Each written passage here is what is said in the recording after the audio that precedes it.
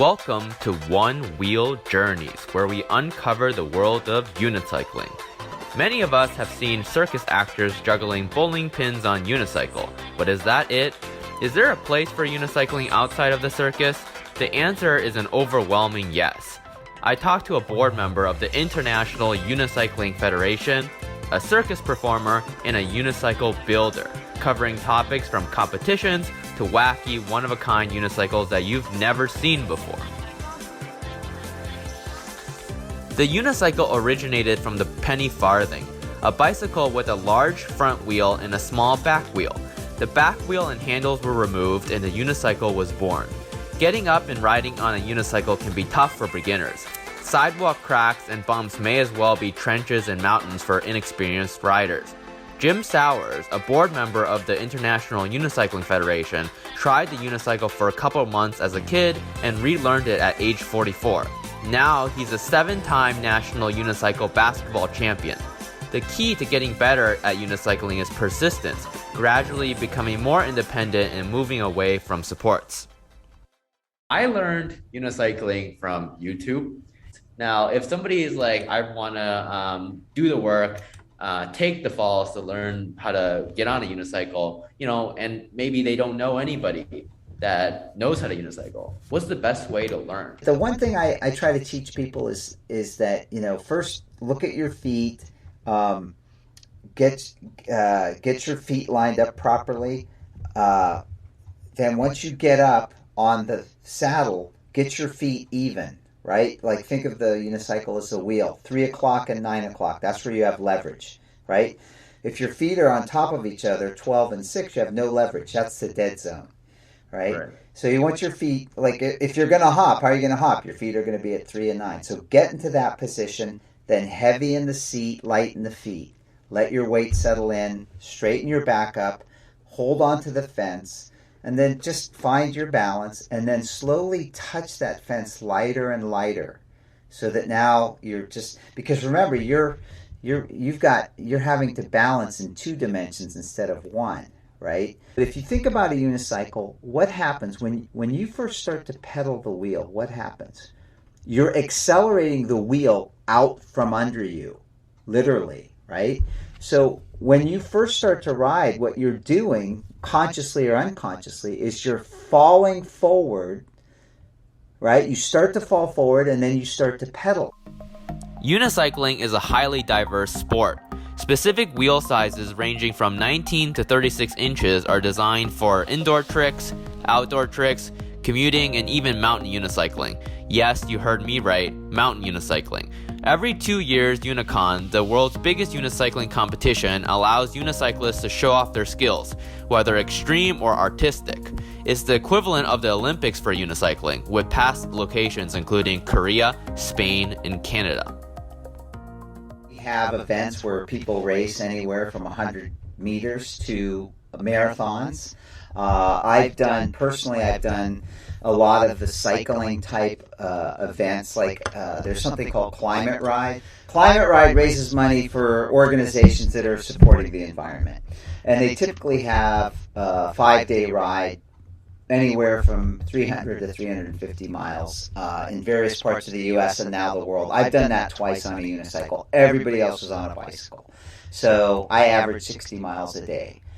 Now, in order to do that, you have to ride a bigger wheel, right? Like a 29-inch or a 36-inch wheel. There's trials where it's like trials on a bicycle. You're hopping up on rocks and hopping up on picnic tables and sliding down rails. There's 100-meter dash, 400-meter, 800-meter. We have a 10K race. And we also sometimes will have a 100K race, which is pretty brutal. There's also specialty races like 1 foot. So what people start, and then within 10 meters, they have to lift 1 foot and put it on the frame. So they're just pedaling with 1 foot, racing. I mean, it's unbelievable. There's coasting and gliding. I always get confused, which I think it's gliding, where you start and then you put your feet up on the frame. It's a downhill race, and you're just putting your 1 foot on your tire to kind of throttle it. In other words, to brake the tire so you don't go too fast and you keep your balance. But it's also a race, so you want to go as fast as you can.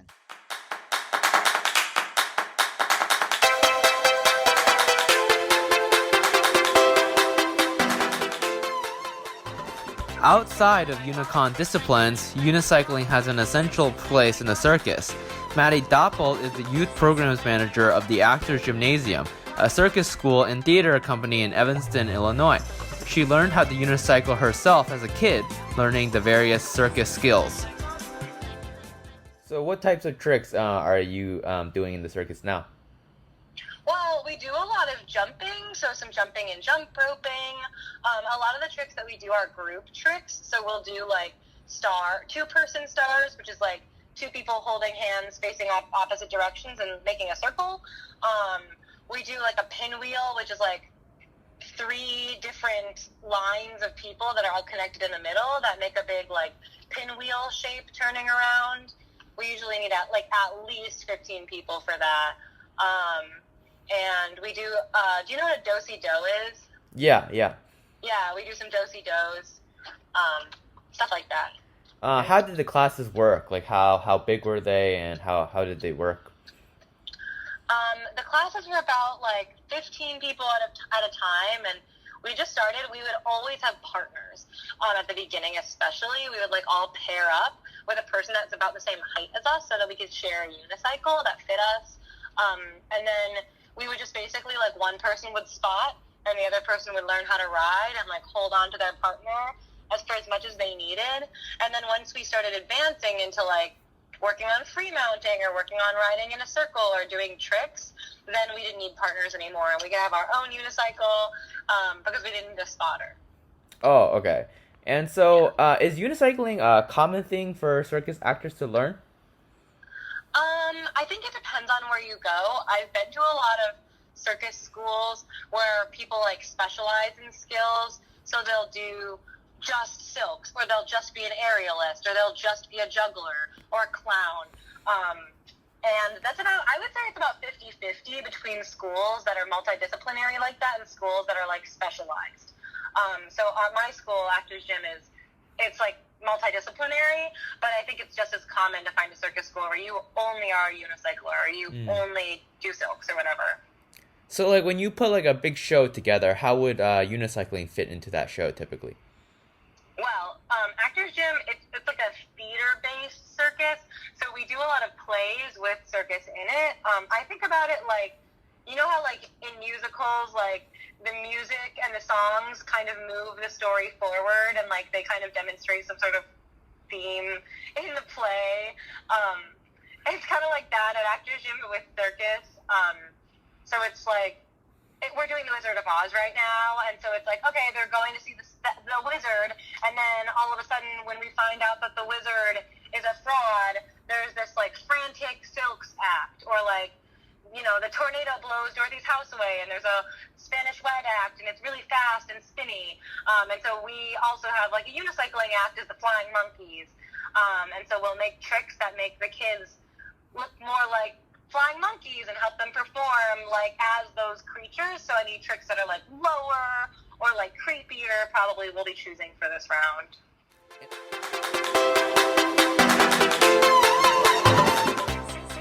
If unicycling sounds hard, try building one. Tommy Miller runs the Unicycle Factory in Kokomo, Indiana. He's been unicycling for 50 years and has built over 900 unicycles. He specializes in one-of-a-kind unicycles that you won't find anywhere else, like wheelbarrow and crab unicycles and even unicycles that can grow taller. He turns wacky, napkin-sketched ideas into a reality. On paper, then take it to your machine shop and let them bid on the thing. And most people can't do drafting. And what few drawings I've seen from computers lack a lot of details. And leaving it up to me to finish in all the details.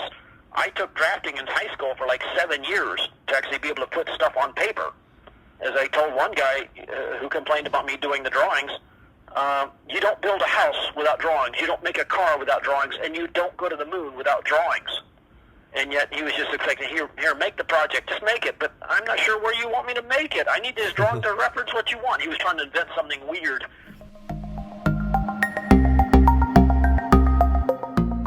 With unicycles getting better and better, and events like Unicon and the circus bringing people together, the unicycling community has grown tremendously over the years.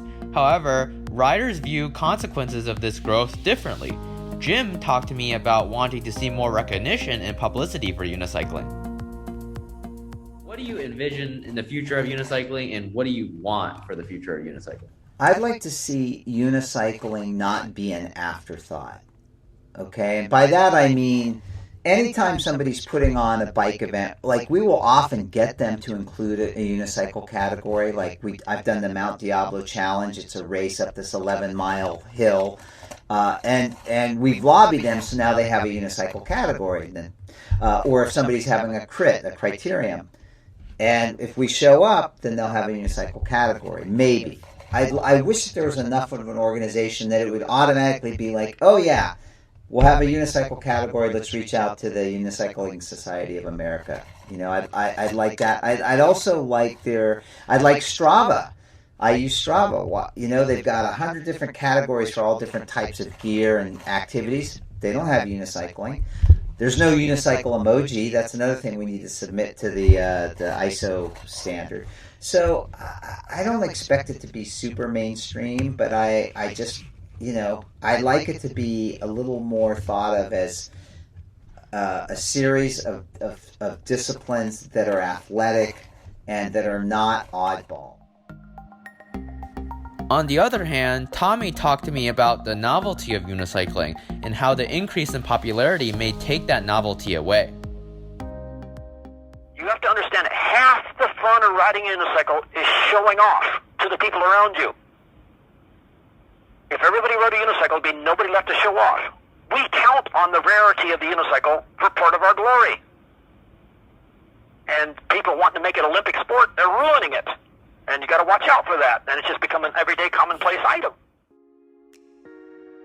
Whether you're an oddball or just trying to get some exercise, unicycling has both. You can get a standard unicycle from unicycle.com or a wacky one from makers like Tommy. Find a fence or a wall? Try it out. You'll most definitely struggle and fall, but that's part of the fun. Meet other unicyclists at Unicon 20 in France in 2022. I'm Peter Pooh. See you in the next episode of One Wheel Journeys.